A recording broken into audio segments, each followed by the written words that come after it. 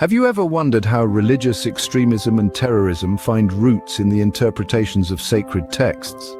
It's a question that stirs contemplation and invites us to delve into the depths of our understanding. Across the globe, religious ideologies are often manipulated and misinterpreted, paving the way for extremism and terrorism. Our focus today is Christianity, a faith with billions of followers, and a religion that, like others, has had its sacred texts used to justify both peace and violence. We will explore the Old and New Testaments, two contrasting segments of the Christian Bible that have been scrutinized, interpreted, and, in some instances, misused throughout history. These writings, filled with parables, teachings, and historical accounts, provide a rich tapestry for understanding the human condition. Yet they also present challenges when interpreted without context or understanding. So, as we embark on this journey, let's delve into the Old Testament, a text often associated with violence and warfare. The Old Testament, filled with tales of conquest and warfare, can be a fertile ground for violent interpretations. It's a wide-ranging collection of books that, among other things, often depict a world embroiled in conflict. Take, for instance, the story of Joshua, a military leader whose conquests are detailed in the books of Joshua, chapters 6 through 12. Here we find a narrative of relentless warfare as Joshua and the Israelites wage a campaign to claim the promised land. Another example is found in Deuteronomy, chapter 20. These verses lay out instructions for warfare, detailing when and how to engage in battle. The rules are explicit, from the treatment of trees during a siege to the handling of captive women. To a modern reader, these passages can be quite shocking. These instances, among others, have been used by some to justify violence. They argue that the Old Testament endorses, even commands, acts of aggression in certain circumstances. To them, the battles fought by the Israelites are not just historical events, but divine mandates instructive for the conflicts of today. But is this the right way to read these texts? Does the Old Testament truly advocate violence? Or are these violent interpretations a result of misunderstanding and misapplication? These are questions that have sparked much debate among scholars and religious practitioners alike. It's important to remember that the Old Testament is a product of its time, a period when warfare was a common part of life. The tales of violence contained within its pages reflect the realities of a harsh and often brutal world, yet it's also crucial to consider that these stories of warfare and conquest are just one aspect of the Old Testament. They sit alongside narratives of compassion, justice, and mercy, painting a complex picture of the human and divine experience. However, the New Testament offers a contrasting perspective.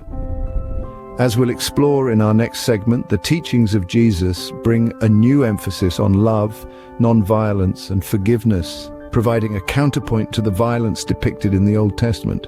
Stay tuned as we delve deeper into this fascinating topic. The New Testament, particularly the teachings of Jesus, emphasizes love, non-violence, and forgiveness. The Sermon on the Mount, found in the book of Matthew, chapters 5 to 7, is a cornerstone of these teachings.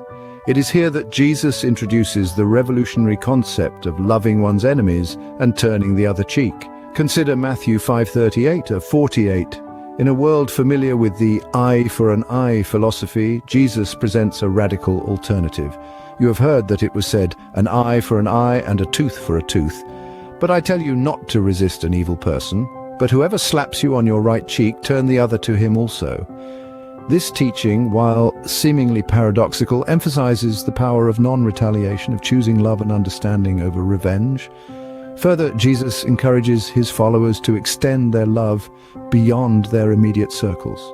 For if you love those who love you, what reward have you? Do not even the tax collectors do the same? He asks.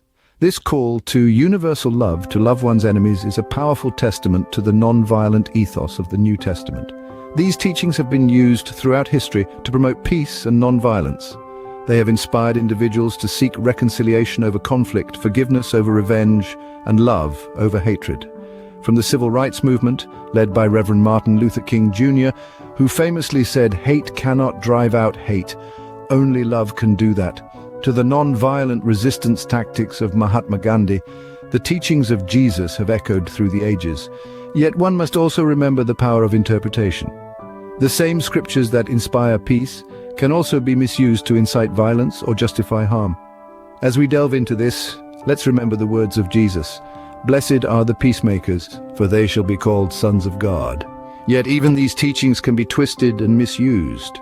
Unfortunately, religious texts can be and have been misused and misinterpreted to justify extremism and violence. Let's delve into this. Imagine the temptation of Jesus in the wilderness as detailed in Matthew 4:1-11. Jesus is offered power and glory by the devil, but refuses. This passage is not an endorsement of temptation, but a testament to the strength of faith. However, a misinterpretation could lead one to believe that power and glory are the ultimate goal. Similarly, consider 2 Peter 3:16, where it's mentioned that some individuals twist the scriptures to their own destruction. This is a clear warning against misinterpretation, but an extremist might overlook this caution, focusing instead on phrases that, when taken out of context, seem to justify violence or intolerance.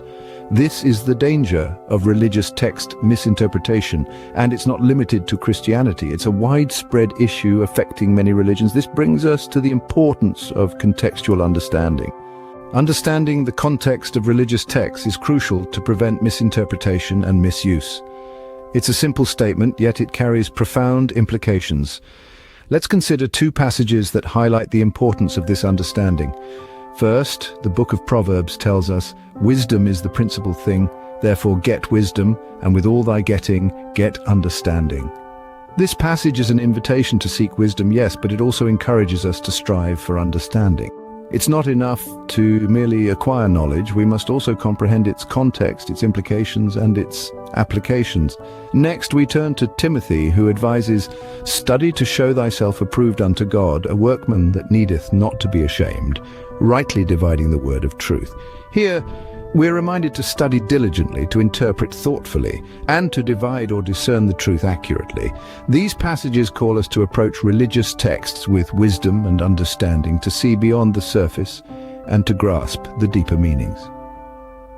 In conclusion, it's essential to approach religious texts with wisdom and understanding to prevent their misuse for promoting extremism and violence.